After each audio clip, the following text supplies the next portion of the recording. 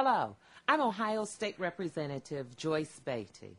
In the last 2 years, more than 120,000 homeowners have lost their home to foreclosure in the state of Ohio because of job loss, medical expenses, divorce, or too much debt.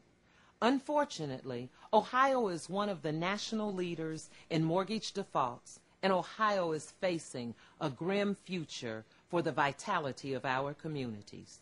If you are experiencing any of these issues, there is free help available, even if you have missed mortgage payments or received foreclosure notices.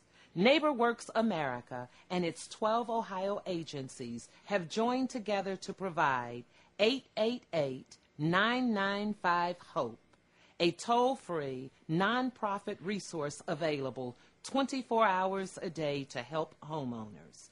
Owning a home is a long-term investment, which requires careful, well-thought-out planning.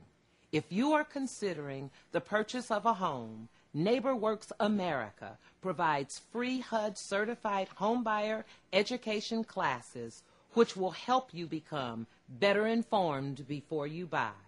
In the next 20 minutes, we will share footage from homebuyer education on budgeting, credit, and affordability. Immediately following this educational program, we will share more information on how to contact the NeighborWorks America agency in your community to schedule a class. Thank you. Okay, first thing we're going to talk about are some of the advantages of home ownership, and the first thing up there is stable housing costs. Basically what that's saying to you is if you're a renter, if the landlord decides that he wants to go up on your rent, what's he going to do? Go up on the rent. If you make a special request, say you want new carpeting, say you haven't had paint in a couple of months, he's going to say to you, okay, I'll do that, but guess what? We may go up on the rent $10, $15, $20. When you become a homeowner, your house payment is what it is. There are two things that could cause the house payment to change, and that's taxes and insurance. We know that there's levies on the ballots regularly, so that may be something that may cause the house payment to fluctuate. And your insurance, because of the way things are going with the natural disasters and things like that, sometimes insurance fluctuates from time to time. But basically, once you sign for your mortgage payment is what it is, and you don't have to worry about if I want to do home improvements, if I want new paint, new carpet, that payment is going to go up. Tax benefits. Now, you guys are going to have to talk to me because I like a class that talks. Who can share with me why they believe there are some tax benefits with regards to home ownership? You can claim it on your income tax. Absolutely. Okay? Did everyone hear what she said? One of the tax benefits of home ownership is that you can claim that on your income tax. A lot of us find that at the end of the year, we're in a position that we do what? We owe taxes.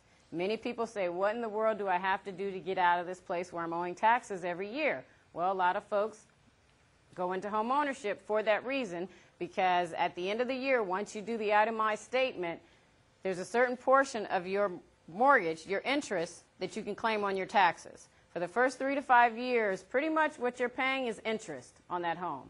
Maybe 1% of it goes towards the principal balance, so an itty-bitty portion of that note is going towards the principal reduction. The remainder of that is going towards the interest payment. That interest is a tax-deductible item on your income tax statement. Okay, equity.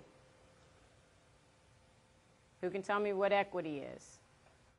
So kind of like what negative equity or positive equity you have in the house, just depending on, like if you decide to sell it later on, it could be more or it could be less, just depending on what you put into it. Basically what he stated is correct. You can either have positive equity in your house or negative equity. Equity is the difference between what you purchased the house for and what it's valued at down the line. We hope that we're all good consumers. We have people in our neighborhoods that are adding value to the neighborhood, which means our house is appreciating. Over time, the value that you purchased the house at and the value that the house is valued at once you have an appraiser come in because maybe you want to refinance, maybe you want to sell the house, that's considered your equity, the difference between what you bought it at and what the house is valued at once you have an appraisal done. Okay? Control over your environment. Basically what that's saying is you live where you want to live. No one can make you live on the east side, the west side, a house where there's all children, a house where there's all seniors. You are in total control of the environment that you live in, and for some people that's a real plus when it comes to home ownership. And stability. Everybody likes a place to call home.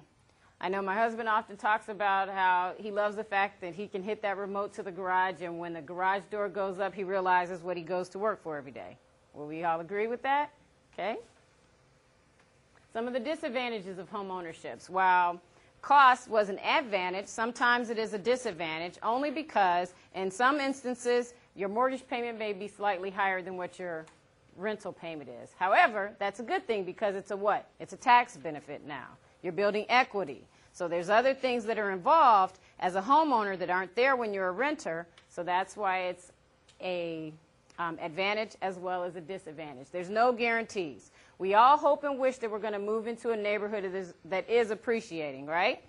Okay? But sometimes you've got that neighbor who doesn't cut their lawn, who lets the shingles fall off, who is just not a good homeowner. That's why it's important that once you become a homeowner, you have the proper reserves in the bank, you have savings set aside for the what-ifs, because it's not a matter of if something happens. Once you become a homeowner is when something happens. So you've got to make sure that you've put the appropriate resources in place so that you make sure that you're not the one that's responsible for the value of your neighborhood depreciating. Maintenance and repairs. Right now, if your water pipe busts in the middle of the night, who are you going to call? Who are you going to call? Landlord. Okay, as a homeowner, if your water pipe busts in the middle of the night, who are you going to call? The plumber. Absolutely. And who is in charge and who's responsible for paying that bill? Okay, you are. And we're going to talk a lot over the next 4 weeks about reserves. Rule of thumb, you want to have 3 to 6 months worth of reserves in the bank. Okay? You want to make sure that if that pipe busts in the middle of the night, you're not wrapping a towel around it, hoping and wishing and praying that it doesn't bust. You're able to get up, make that call to the plumber. He can come out and he can fix the issue, because if you don't repair the pipe, that can lead to drywall damage. It can lead to foundation damage. It can lead to a lot of other things that you weren't anticipating and expecting. And as a renter, it's not really a concern of yours because you have no vested interest in that property.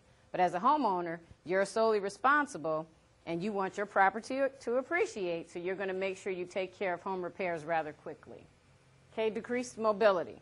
That's a key one, and I always tell folks who are renters, sometimes we get into situations in our communities where we have the neighbor that we just can't stand because they have that boom boom music on all night, or they have the kids that are running across your head all night. And you know what, you say enough is enough, and you pick up and you leave. Sometimes people don't even give notice to the landlord. They just say, you know what, I can't take it anymore, and they're gone. As a renter, you may be able to get away with that. Okay? As a homeowner, if you vacate your property without taking the appropriate precautions, it's not going to be a good thing. Okay? Your house is either going to go into foreclosure, you're going to have late pays on your credit report, so all the things that you've worked to build up start going backwards because you haven't taken the appropriate steps when you're ready to move. 2 things you can do as a homeowner if you just can't stand your neighborhood anymore. Put a for sale sign out and rent it, or rent it. Okay? 2 things. For sale sign, rent. Never vacate a property without doing one of those 2 things, because if you just stop paying the mortgage, it's going to negatively impact you and your credit report.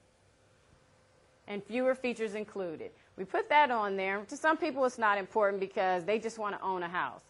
But when you're thinking about home ownership, you have to think about everything that's involved. Okay? If you have small children and you live in a community where there's a park right down the street, and your children are used to coming home and running down to that park when they get in, or you're used to them being out at the park while you're cooking, or if you're used to having lavish pool parties on the weekend with your friends, or if you're used to going to the workout facility once you've had a hard day's work and pumping the iron, those things may not be included in your new house. You can have them, but it's going to be an extra cost. As a renter, they may be a part of your community. As a homeowner, it's something that you have to bring to your community or to your house if you need them. So when you're thinking about home ownership, you've got to plan for those things. It doesn't make sense for you to move into a neighborhood that has no parks if you need a park. It doesn't make sense for you to move into a neighborhood where if you just have to be by the highway, you don't have a highway near you. Okay, you got to start thinking about that when you're in your planning stage, thinking about all the things